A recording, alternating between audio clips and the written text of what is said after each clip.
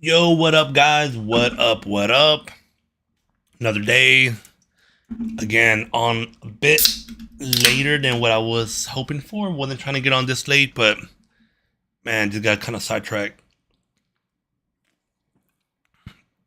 Again, guys, I'm streaming every day, Monday through Friday for the month of April. I'm going to be discussing, sharing certain projects that I'm working on, and also trying to answer any questions that y'all may have as well. So that's kind of like the whole purpose of this, but mainly is going to be to share certain projects that I'm working with. So at least you know anybody who's kind of curious, what what do I work on? What are the things that we are working on internally? Things of that nature, right? So there's a bug actually that we noticed today, and let me go ahead and show you. Let me share my screen. When did this get identified? I think this literally just got identified. Hold on. Before I show anything, let me make sure I don't have anything of importance.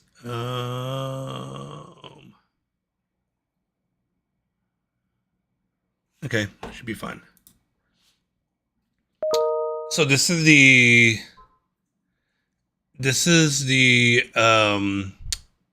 an app that we build internally. So anybody who's new, who's not familiar, I do have my own business called Go App It. Ultimately, we do software development. Like we create web applications for some of my customers. Oh damn! What happened? I just realized I lost my camera. Got lost, and let's see why. Let me see. There it goes, dude. So one thing I haven't figured out it yet is on my camera. I don't know why I started doing this, but the black bars on the side. At least I don't think it was doing it right now to begin with, which is kind of strange. So not sure why it's doing that. I'm trying to see if there's a way to change this. There it goes. Got it. That's what it was. It was in the wrong. It was on photo mode instead of camera mode, I guess. I believe that's what it is, anyways. Um, the image actually looked like it got darker for some reason.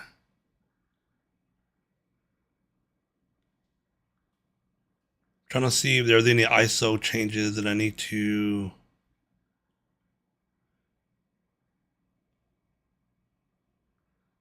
Let's see real quick.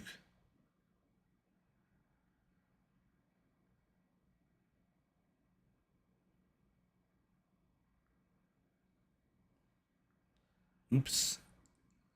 All right, I made a change, but all right, just want to make sure it didn't change.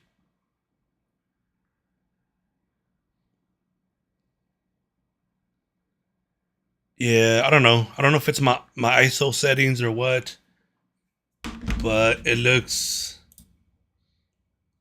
dude. Actually, look, it is zoomed in. So let me zoom out a bit.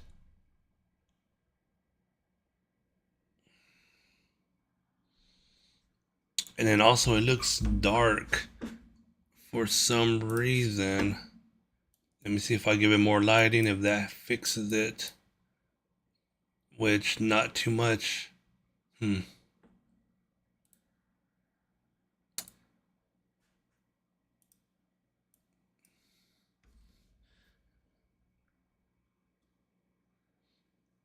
right, there it goes.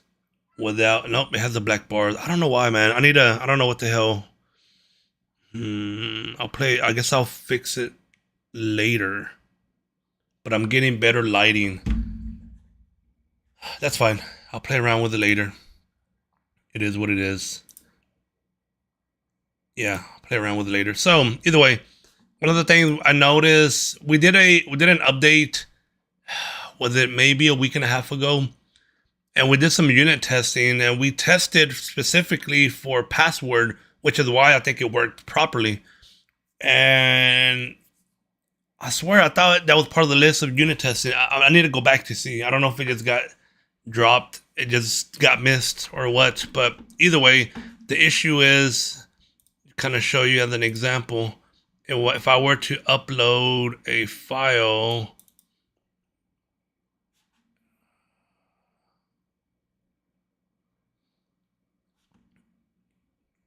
and I'm just put an hour, and what should happen is if I do password protection, you can put in a password or leave it blank, which means it generates a file, and you share, it tells you upload it successfully, right? So, which is good. If we were to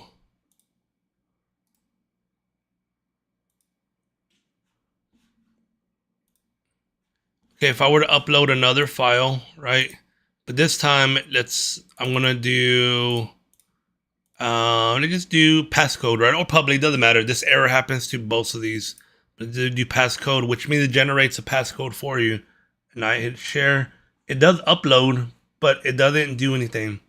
So what's happening is, this is more on the server side. When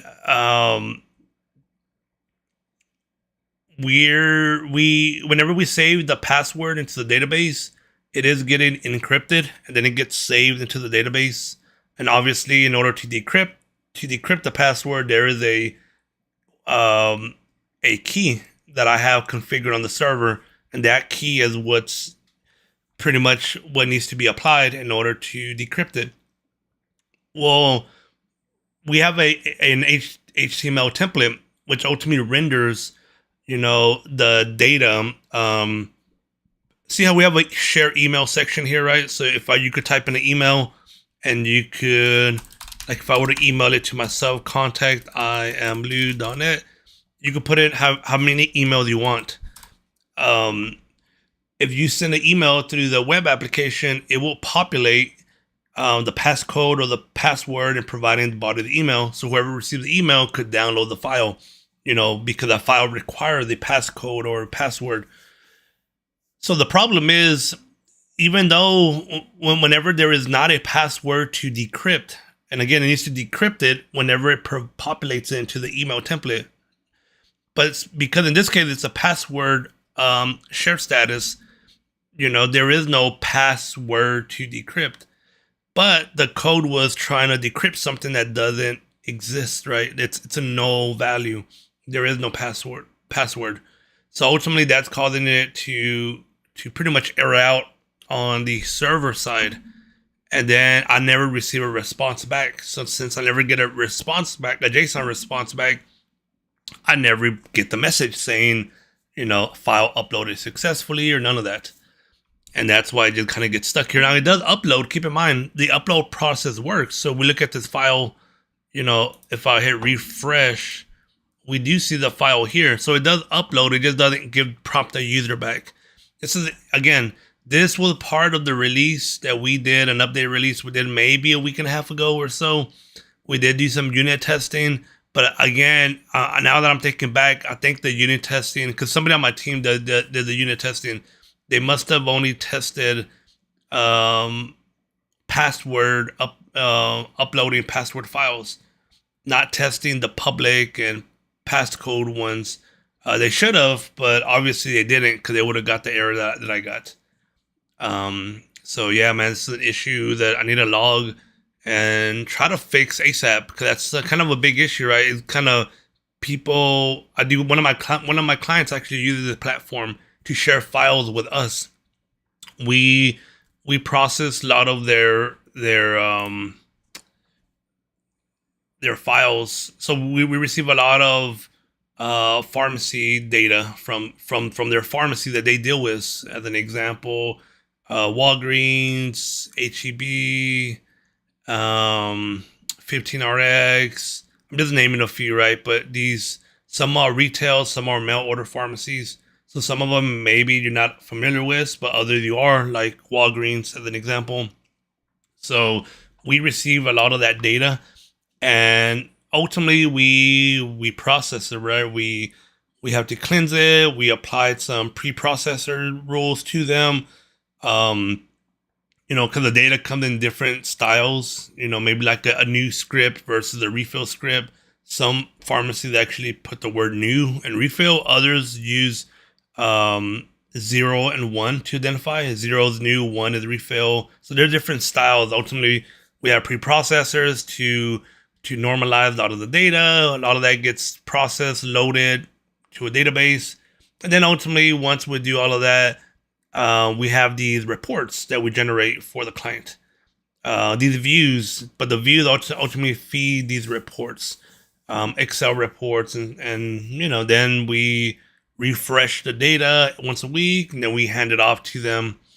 It's nothing fancy or whatever, but the Excel report just has some slicers and things of that nature. But that's kind of what we do in that scenario. That's an example. And some of the files that we're getting, like Walgreens as an example, it's too big for them to email it to us, right? So because of that, they use this platform and they have an account and they're able to share these, files with us. So again, that's just an example, but it's something I need to fix. I need to probably fix. I need to log it, and we need to probably get it fixed. I'm gonna say tomorrow. Like as soon as we get it fixed, test it out, and get this bug fixed, because it's a big issue. I know what's gonna happen is, at least that client. There's other people using it as well. But I know that client specifically, though, they're probably going to be wondering, hey, it's not working. I'm not getting the message that it uploaded successfully type deal. So for today, though, I'm going over some, let me see.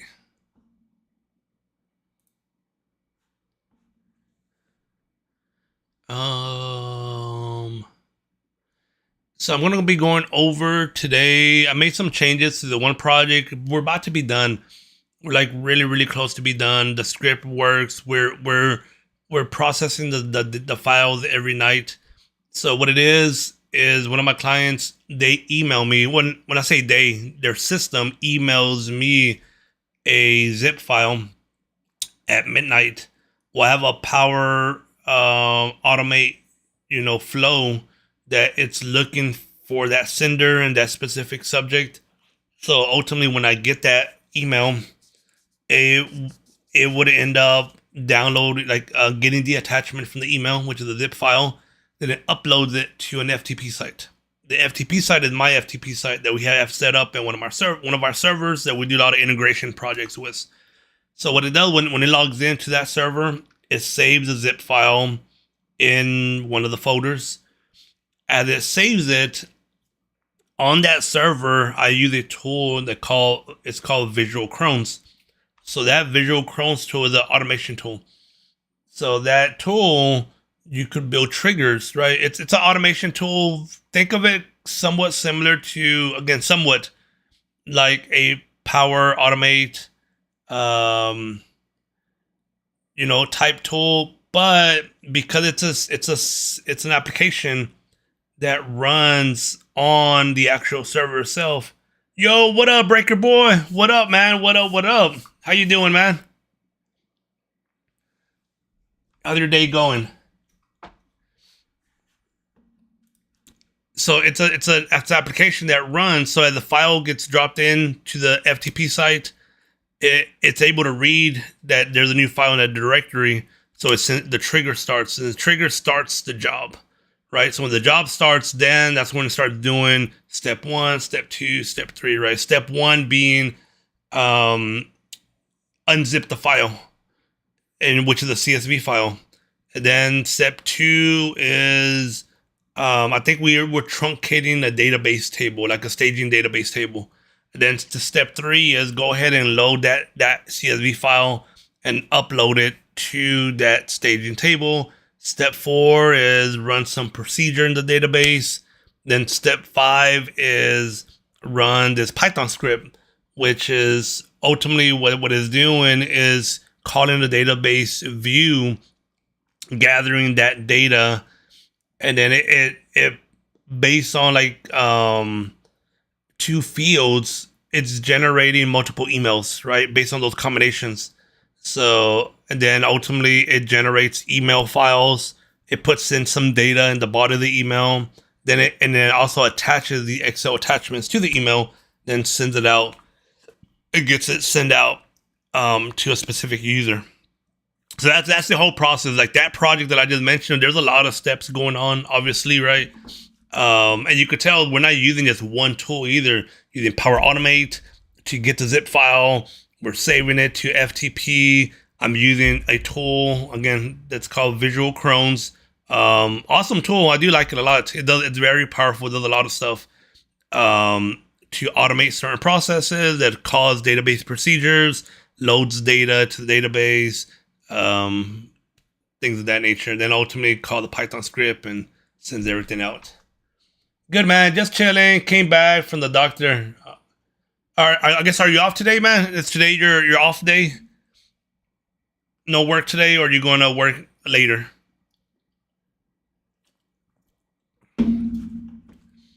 So one of the things that I'm going to look into now is, so that project that I just mentioned, we're about to be done. Let's see. I have a meeting, but I think I just saw an email. This meeting actually got canceled. So let's see. Feel free to cancel if you'd like to. From your calendar, weekly data and data environment call. Alexa, off. So I have Alexa connected to my Outlook. So anytime I do have any meetings, Alexa shouts it out to me. So the main reason why I did the whole Alexa connect to Outlook aspect of it, it comes in handy, but it gets annoying too sometimes. It comes in handy because whenever I would use my daily driver for work, what I use for work anyways, was a Linux machine, which I do like, man. I like Linux. I never had issues with it. Very smooth for all my programming stuff, dude. It was like, smooth as butter. Can't have no complaints. The complaints that I had was more for my some of the applications that I use to run other aspects like email, right? So I actually like Outlook. I know a lot of people kind of bash on Outlook and they like Outlook. I actually like it. I don't mind it. Especially with the new updates they have done. And but there is no Outlook on Linux, so I had to use other ones, like what is it, Thundermail or some other ones, and they work so. But yeah, I just wasn't too big of a fan of it either. But I still worked around with that. I had to use a browser, the web app Outlook, which works fine, but it kind of sucks too because when you don't see your tab, you don't get no email notifications on your desktop or none of that. So that's kind of why I had to connect Alexa to my Outlook. So even though I may be working on something, I cannot see my Outlook. Alexa will tell me like, "Hey, I have a meeting, that's about to start," or whatever it is. Now that so my work computer now is not a Linux, is a Mac Studio. So I'm using Mac OS, and there is an Outlook version for Mac, which I actually like probably a little bit better than the Windows version. And so a lot of those issues that I had before, I don't have those issues. There was other issues I had with the Linux that used to happen with my virtual machine, for example. It happened like 3 times where, I don't know, man, an update just kind of broken. I had to literally uninstall, reinstall, go through the whole process. And it's just a pain in the butt to do that, especially when I have to do that in the middle of my day when I'm working, when I'm really just trying to get things done. So besides that, overall, man, my experience with Linux was awesome. It was just those are very little small nuances, but small stuff that actually bugged me, I feel like. So that was the reason why I switched. Well, an officially off day. Gonna pick up meds from the pharmacy. What version of Linux? So I have a few versions, but the version that I was using before, I was using Pop OS. I don't know if you use Pop OS before or not. And if you haven't, I would strongly recommend it because it is. It's pretty much think of it as Ubuntu because it is built on Ubuntu Linux. Like, but they added their own styling to it, obviously, like their user interface. And for me, at least again, everybody has their own preference, obviously. But for me, one of the things that I liked about it was, if we look at the image, it was very similar to Mac. And I actually don't dislike Mac OS interface. I know some people do, but me personally, I actually don't dislike it. So that was one of the things that I actually liked about this. You could tell you got the big icons, just like the way you do kind of on Mac, and then you have your icons in the bottom, like the applications that are running. Again, just like I'm on my Mac right now, you got the application in the bottom, so it has a very similar feel. Obviously, it's not Mac, it's Linux, and it's built on pretty much they built it on Ubuntu. They pretty much took Ubuntu. That's how they kind of built it out, and then it just kind of been taking its own form lately. And then obviously they make System 76 makes their own hardware. So this is where I think they're trying to be more like Mac, where now they're building hardware that's very I guess you could say optimized, but somewhat optimized to their operating system, which is a Pop! OS operating system, which is again what Mac does. Mac, Apple, I guess that's why Macs. One of the things with Macs, even though you may have specs that are not the best specs around, but they're very optimized. The OS very optimized with the hardware. It's kind of the same concept, kind of goes with console, right? It's the reason why you could play a PlayStation or Xbox game, and for what you get, right? Like let's say console costs $500, but you actually get very good performance. You know, good graphics, good performance, good feel, because the system has been built very specific for the hardware on the system to optimize every component.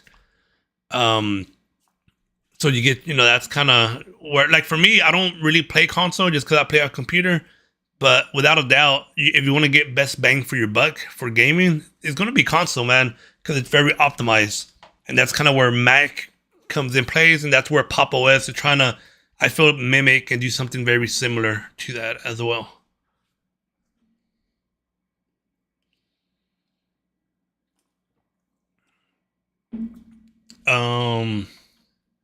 Never tried Pop. I use Ubuntu, Kali. Yep, I used Kali before and Ubuntu as well.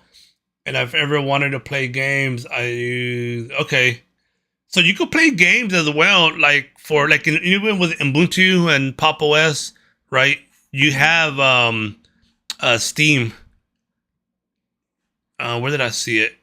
Yeah, I think I saw one of the images, and I actually used it too. I think I had it installed when I had Pop! OS in the beginning, just kind of playing around with it. Now the thing with Steam is you don't have obviously every single game. There are some games that are on Steam, like for example, I think Halo Infinite is one of them. But again, just as an example, there are some games that are not, but a good portion of them are available on Steam. So, and what I've been hearing, they've been releasing more and more. So the other experience that I had with Linux when it comes to GPUs as well is, at least with Pop! OS anyways, was with GPUs. AMD GPUs, I had no issues with it at all, dude. It worked like the charm, no problem. Everything was smooth as butter. NVIDIA GPU, they had issues. It didn't want to take. It was missing drivers. I had to go find some drivers. I found some, but then reading on the version that I got, which was a newer version, doesn't work.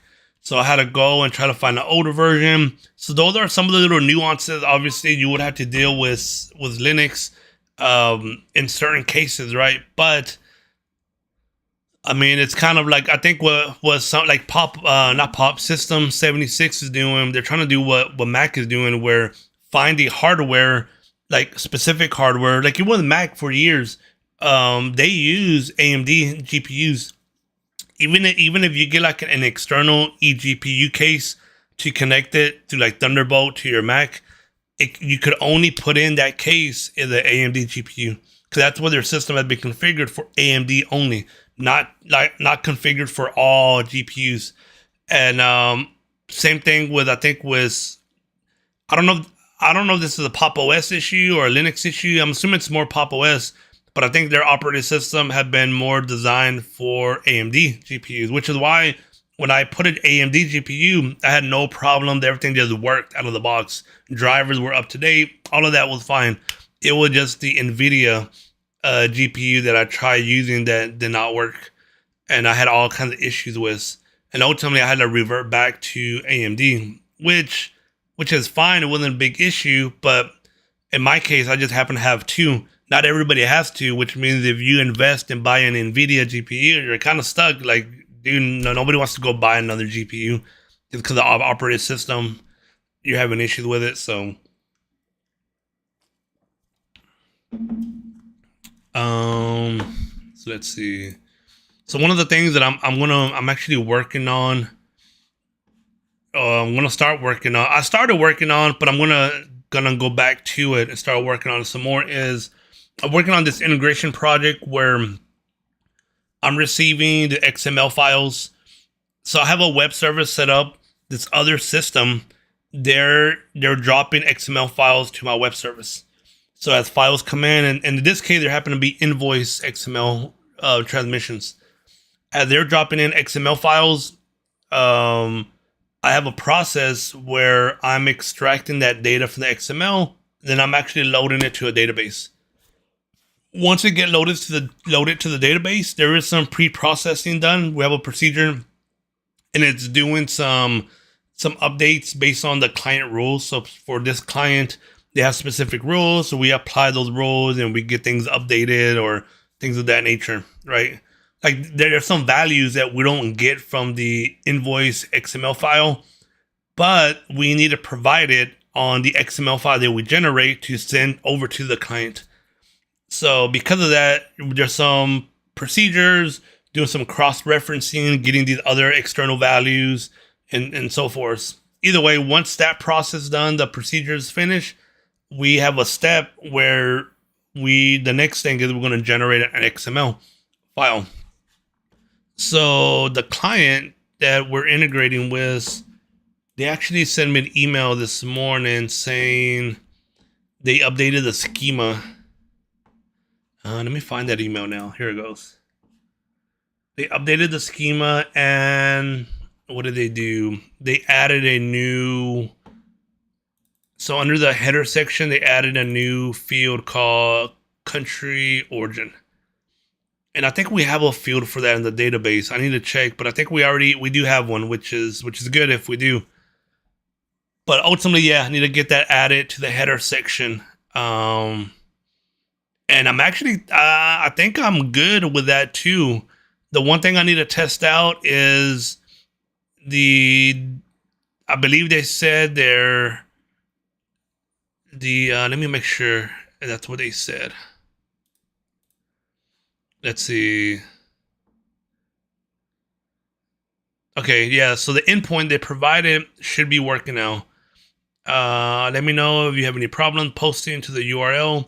So they had issues on their side where the URL they provided to me to post XML files to wasn't allowing external access, right? Because I'm an external user. It was only working internally, like within their network. So they pretty much opened up that endpoint. So now external user like myself, we could connect to it. I think they gave me credentials too, but I need to see.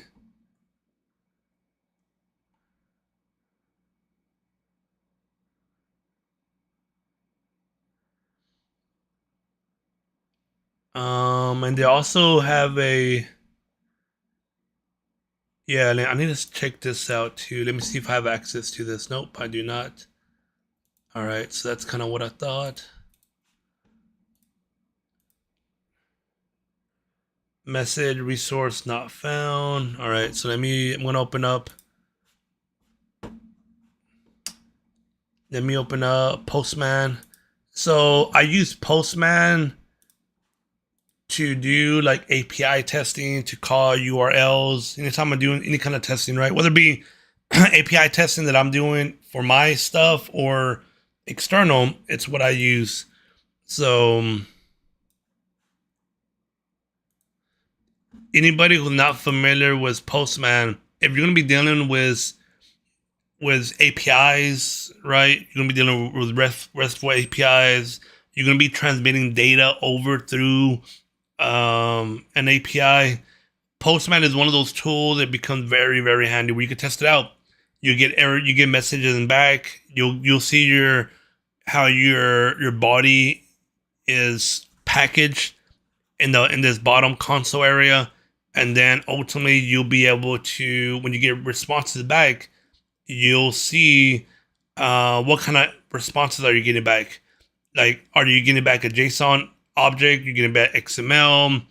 You're getting back just a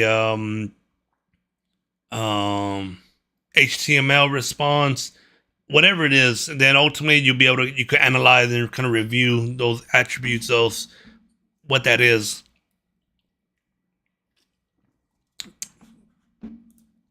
So what I'm going to be doing is doing some testing. I want to test first that I'm able to connect to that API with what they provided.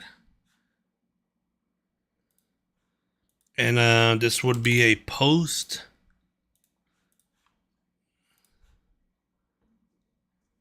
Yep, access denied due to missing subscription key. Make sure to include subscription key when making requests to HTTP. Yep, so they did provide me with a subscription key, so now I'm going to put that in. This most likely, let me see, what did they give me? Okay, so they gave me a name and a value. And this should go in the header section. So let's go ahead and put this bad boy called name. And then I have the value of the actual key itself.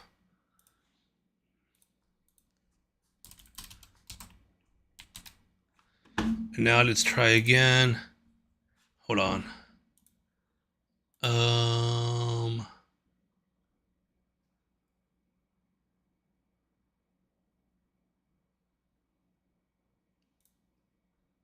Oh, my bad. Damn, I put in the wrong section. Yeah, but it goes in the header, so why did it not take it? Make sure that.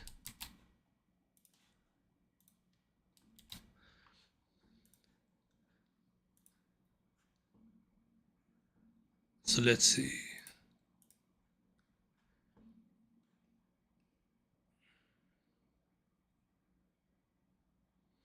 Hold up.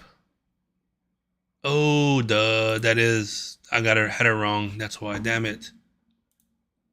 Yep, never mind. It does go in the header. I just put it in the wrong section, but yep, that's right. Okay, cool. So I'm able to connect to it, which is good.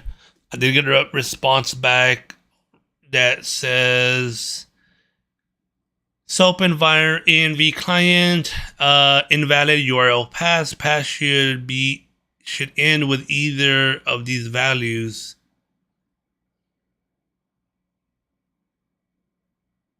Let me see. What do they provide?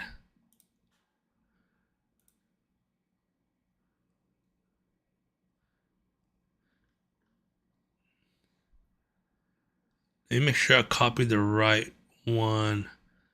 Oh, I didn't. Damn it. I copied. It's the wrong. They changed the name. No wonder. The URL got changed. I copied the old one, not the new one.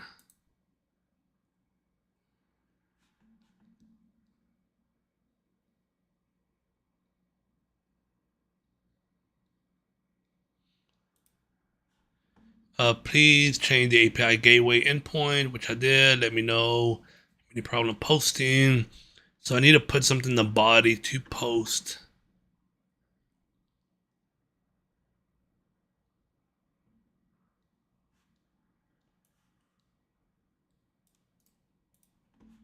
All right, let me try this out real quick.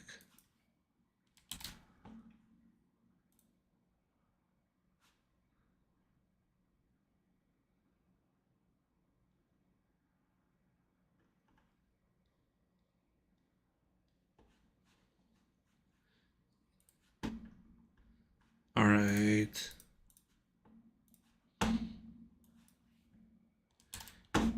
So the connection up seems good.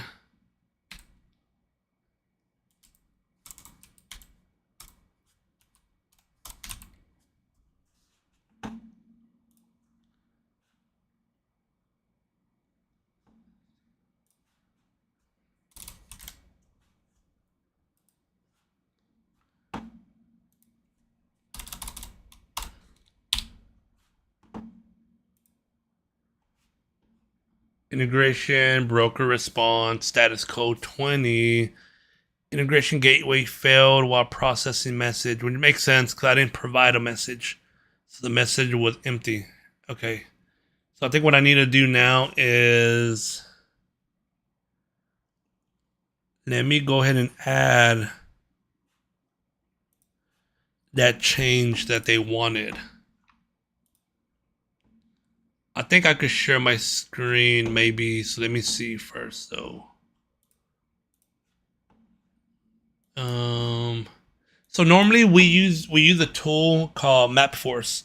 So this tool that we use called MapForce is very handy to do certain mappings, right? A mapping could be Excel and converting it to XML, right? And it's like a UI. You can literally like drag and drop each.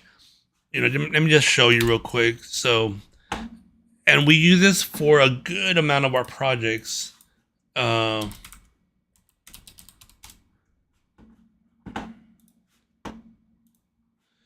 right, so this is the tool that we use. Is damn it, MapForce. All right, now I'm already here. So again, any mapping. A lot of our mappings is XML to database, Excel to database, CSV to database, as an example. Web service. Even we have some where it's web service to database, and then there's also EDI as well, EDI to database. And then we do also map the other way where it's database to EDI, database to XML, database to web service as an example, or even Excel. And then this is kind of how that looks, right? You have think of this as your input, right? And then where it's going. So a lot of the times, we would normally, when we're doing any mapping where we're going to be generating XML files, we would use a tool like this, and this is what we use. Makes it a little bit easier. What happens is when you build your mapping, and you could add also some conversions as well, like the date needs to be formatted differently, or you need to add some rules. You could do that as well in this tool. But once you get everything, you export out, not export. There's what's called compile. You compile this mapping, and it compiled it to. It's not an exe file or nothing like that. It's like its own format that it has, but it compiled into that format. And then that's where you will have to use something like, it's a different service. And this service I actually have to pay for every year. It's called MapForce Server.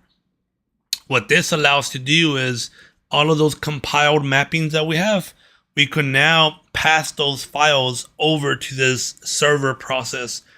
And that what helps with the automation to run those mappings on schedule and things of that nature. So it's either the compile to MapForce server executable file, and then ultimately when you do that, you're able.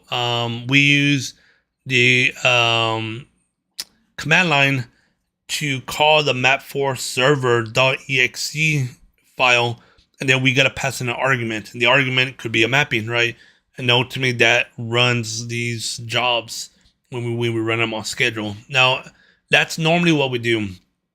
In this case, in this project, right, in the scenario that I'm working on now, we're doing a lot of embedding. We have to do we're encoding base64 PDF files into the XML document. So there's a section for document attachments, and it could be 3 attachments, it could be 10 attachments, the list goes on, right? It could be many attachments. But nevertheless, they're going to be embedded into the XML document. And that's kind of why I ended up building this out in Python, because this tool doesn't have the option to do that. And on top of that, we're doing other processes. Like we have, let's say, for example, what's called packing list files. We could have like 10 packing list files. Well, what needs to happen first is those 10 files needs to get merged first to one file. Right after it gets merged to one file, then I have to now, encode that file base64 to get it encoded, and then based on the encoding value that I get back, insert that value into my XML document. And I do not see a way to do that using this tool. So because of that, decided to do it slightly different than what we normally do.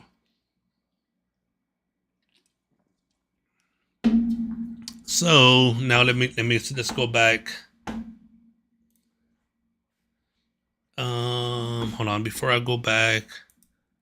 Oops.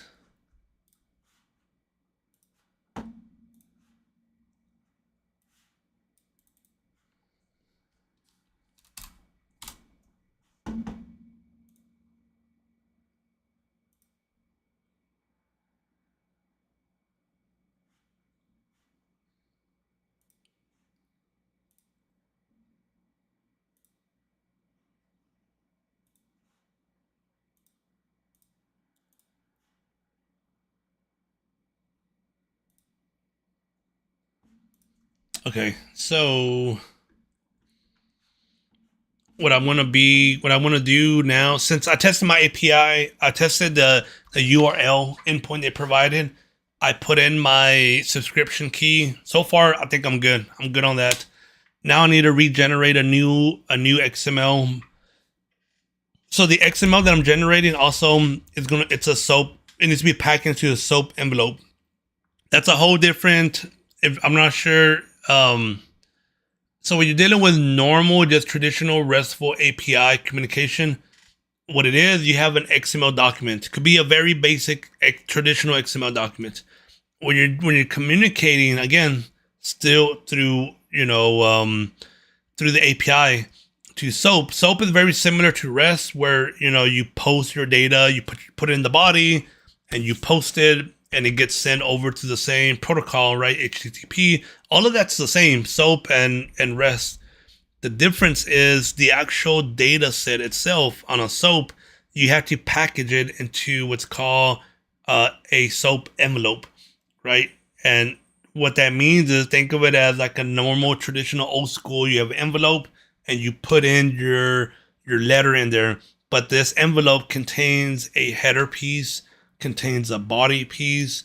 The header piece could have specific attributes assigned, whether it be maybe some sort of form of credentials. It could be some form of the list goes on, right? Let's say we have like a public endpoint, a URL, but your header in your SOAP envelope could have your credentials, right, or your tags that identify who they're coming from. So when they receive it and consume it, know that it's coming from you, as an example. It could have different elements of that sort.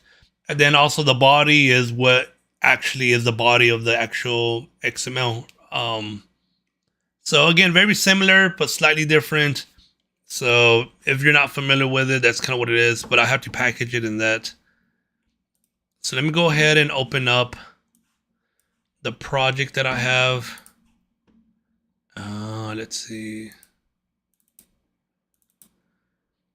I think I still have it in my sandbox. I do, so I need to change it out.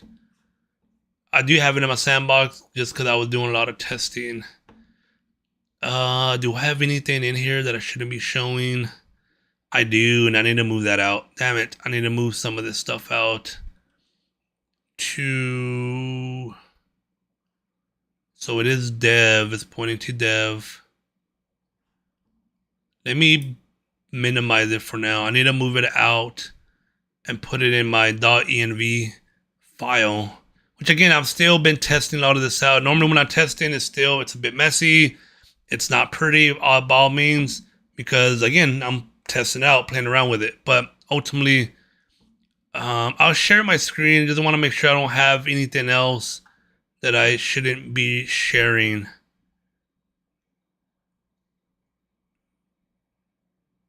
All right, I think that's it. So let me go ahead and share my screen.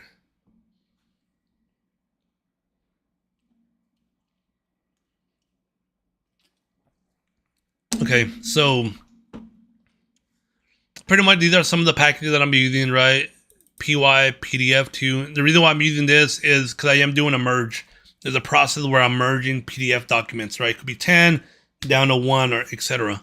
If we take a look at these folders over here, I have this what's called CI folder. Then I have a PL folder. As you can tell, there's multiple documents. Well, what's happening here is when the process, it would take these two documents and merge them to one, which ultimately will be this document here. Same thing with here. Merge these two documents, make it one. So that's kind of what's happening here. And then over here, I have one BL document, right, in the BOL folder, and it's going to generate one document here. Again, if there was more here, it will merge it together, generate one. But that's kind of what's happening here in this process. I think this is the output that I had for my sample. Let me make sure that I don't have. I mean, I know I'm connected to dev, so I don't think I have anything of value. Perhaps anything that actually means anything. No, none of this is a true value, anyways. That's fine. So this is my sample, my XML. So this is how it looks. As you could tell, we have the SOAP envelope.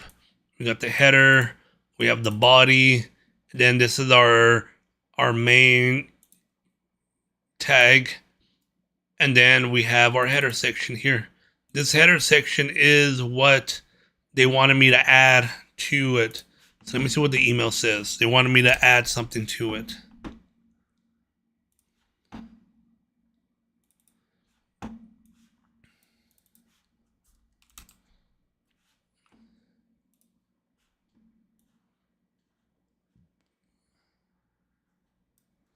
Okay, so what they want me to add here into this section is, where is it?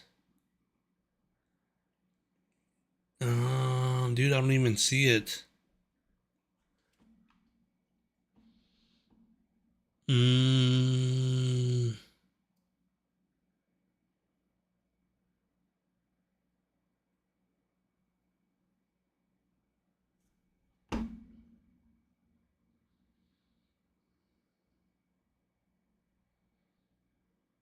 Oh, they actually gave me the schema. Initially, I wasn't using the schema. Well, so initially they gave me a sample, and I ultimately created a schema off the sample. But now they actually gave me the actual schema. That's what it is. Okay, which is fine. So I'm looking at, where is it at? Yeah, here it goes. And then did they change the name? No, they didn't. Their names are all mixed up. I don't know why they don't have it consistent. Some of it are all lowercase, some are uppercase. And that's a good example, I will tell you right now, is when you have multiple developers working on a project. A lot of the time this happens when you have multiple developers working on the same time and somebody adds on to it, but they don't see what the previous person had to try to keep a standard. So one person built it a certain way, the second person comes in. Now the second person like, no, this shouldn't be this way. This should be this other way, right? Just from we should have uppercase or lowercase as an example. So then what happens is they make it the way they feel. My view on this is, if I work on a project and let's say somebody already started something, right? In this case, it's something that it's part of one piece. So let me put this in, and we did like with an actual coding project. If you're working on a class, you're working on, let's say, a file. That file has a class, and that class has many methods, like functions in the class. And you notice like, hey, the way they name certain functions or the way they name certain variables or whatever, it's not it's not what you would normally do. It's not the Pythonic way, put it that way. Pythonic way of doing it. Like you wouldn't necessarily name variable in Python, like normal variable in Python, starting with uppercase letters. Like anybody who knows Python, who have been done in Python for a while, you do that for your classes, but you don't do that for your methods. But let's just say somebody, there were like 4 functions in that class, and each one the message started with an uppercase letter, right? So you could go and be like, you know what? Any message that I create after that, I'm gonna code it the more Pythonic way. And I'm okay if you go with that approach because at least you're trying to fix something that's already been created. But I think for me is when you're working, let's say you're working on a function, specific function. And so inside that function, you notice certain variables are created not the Pythonic way, right? They're named the way they're created, they're again uppercase letters, things of that nature, but not what's considered the Pythonic way. And then you, as the new developer coming in, you're going to add on to that function. So what you do, you start coding it the right way.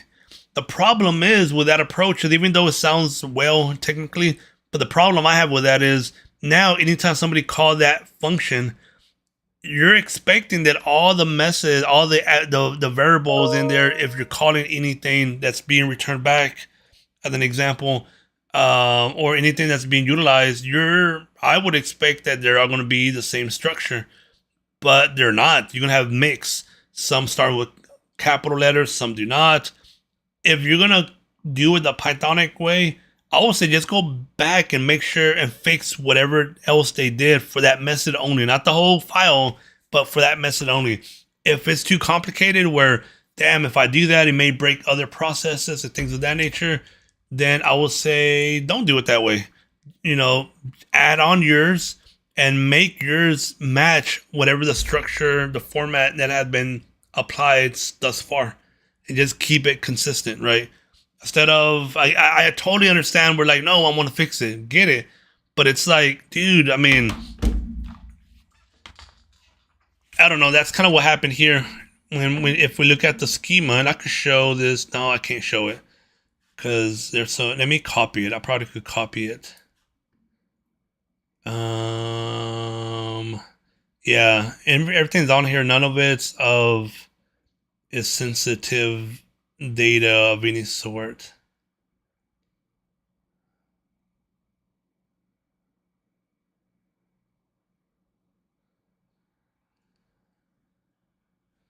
Okay, there it goes.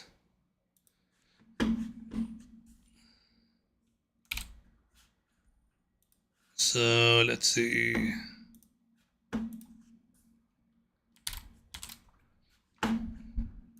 So we take a look at the schema. See, we have these names here: invoice number, job number. But then you go down, and then we get to these are uppercase. So my thing, why these are not consistent, right? And again, most likely what happened is you had 2 developers working on it, or you had 1 developer work on it. Somebody else came after the fact. Instead of analyzing or looking at what was already built, they just came in, added their portion on what they felt was the best structure for it, which in this case could have been all uppercase. And then obviously they're like, oh no. And then, and by then it's like too late. Well, we can't change it because we change it, it's going to break these other processes because the other processes are already looking at it in a specific way, blah, blah, blah. And just becomes a big issue, man. That's the one thing I would say. Once you implement stuff like that, it becomes very challenging to make changes, especially as time goes on. Because as time goes on, you're like, well, dude, what process are you using? Who's using this? Customers could be using this already. Like your trade partners, right? Other trade partners that have this schema that they receive, they could be using it this way. So now you got to communicate with everybody else. And it doesn't make sense at that point. Like, you know what? It's a done deal. It is what it is. Just leave it as is and move on. Let me check my email. I know I got an email real quick.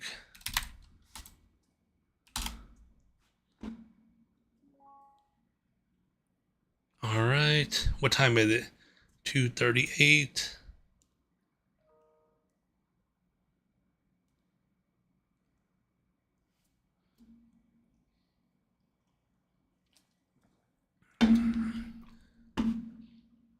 Okay, let's go back and so again, guys, let me read the email real quick. They wanted to add country of origin, and I believe they did add it. I mean, they gave me a schema, so I'm assuming it's on the schema. It will be kind of odd if they tell me to add it, but they don't even add it to their own schema. Cause man, I do not see it. Country of origin. Hold up, dude. I'm telling you, I do not see this.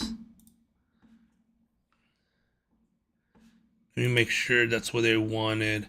We added the field country origin. That's what it's called, country origin, to this section.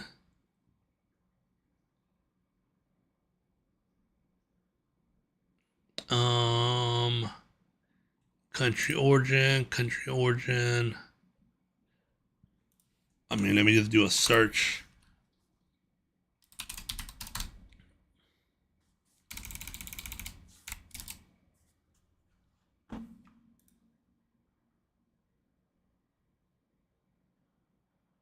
Dude, it's not even on here. What the hell? Nope.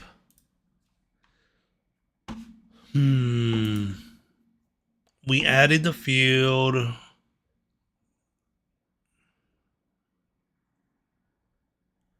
Dude, I swear I don't see it on here. So it seems like they added it, but they didn't update their schema. So that's kind of like, all right, guys, you added it, but you didn't update your schema. Then to make it worse, you gave me your schema, and your schema doesn't even have that. So either way, I know where it goes on what they're doing. I don't know the how it's going to be named because their naming is all out of whack. It's either all lowercase or uppercase, and of course, the name they give me is the C country for country is uppercase, the rest lowercase, underscore O uppercase, origin, the rest of the letters lowercase. I mean, I guess I'll do it that way for now, but let's see, where do I have these values at? I need to see country origin. Okay, I'm not pulling that in. I need to look in the database.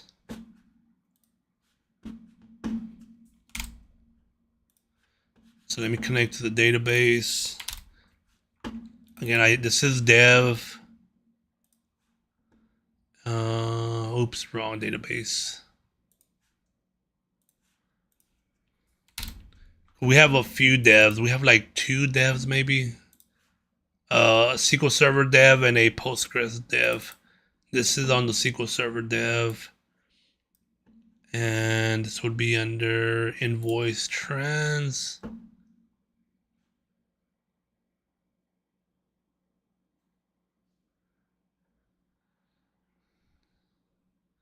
All right. A lot of this is dummy data, so it should be fine. No, it's not dummy data. Some of it is, but some of it is not. Dude, I get so much spam. Let's see. Do I have country origin? I swear I thought I did.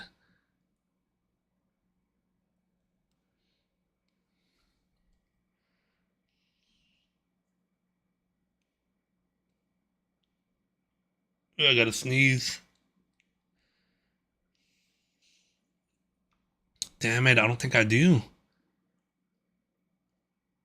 I swear I thought I did, but now that I'm looking at the data, I don't think we're capturing that.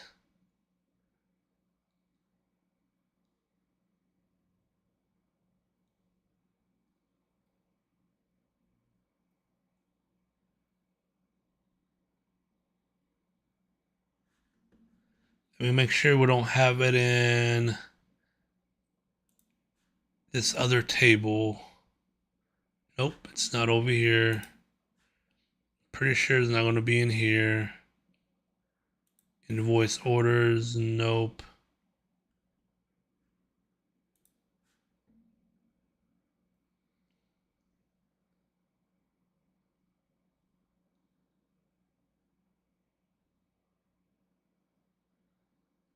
Damn it, man, we do not have that information. So we have port of destination, port of origin. There it goes. So do you have a port of origin? And ultimately, that's, I think, where it's going to have to come from.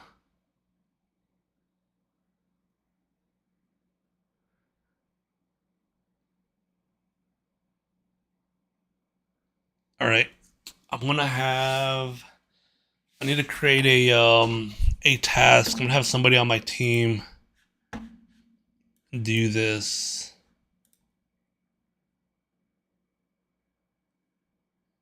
All right. Yeah, I need to do that.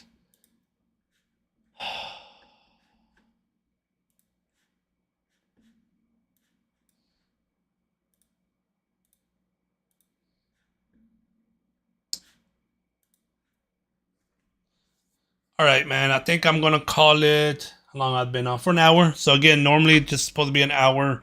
That's the goal, at least an hour every day. And yeah, man. Again, I'm gonna pick up again tomorrow. So for this project, there's still a lot more that needs to be done on this project, but this is like the core of it. Some of the other aspects that I need to do on this project is pretty much automate the piece where from this other system, they're going to be emailing out email attachments as an example, right? Certain documents.